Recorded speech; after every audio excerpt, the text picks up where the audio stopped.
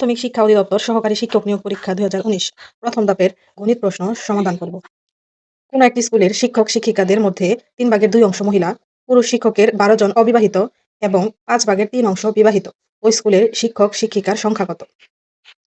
তাহলে প্রথমে আমরা ধরে নিই ওই স্কুলের শিক্ষক শিক্ষিকার সংখ্যা x জন।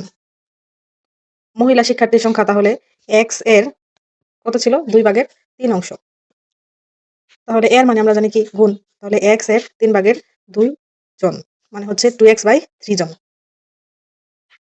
পুরুষ শিক্ষকের সংখ্যা তাহলে মোট শিক্ষক শিক্ষিকার সংখ্যা ছিল x আর মহিলা শিক্ষিকার সংখ্যা ছিল 2x/3। তাহলে x থেকে 2x/3 বিয়োগ করলে আমরা পেয়ে যাব পুরুষ শিক্ষকের সংখ্যা। অতএব পুরুষ শিক্ষকের সংখ্যা সমান সমান x - 2/3।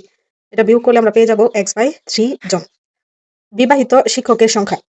বিবাহিত শিক্ষকের সংখ্যা হচ্ছে পুরুষ শিক্ষকের সংখ্যা এর 5/3 অংশ। তাহলে পুরুষ শিক্ষকের সংখ্যা হচ্ছে x/3 এর 5/3 জন। x/3 এর মানে হচ্ছে গুণ 3/5 জন। কাটাকাটি করলে 3 3 কাটা আমরা পেয়ে যাব x/5 জন।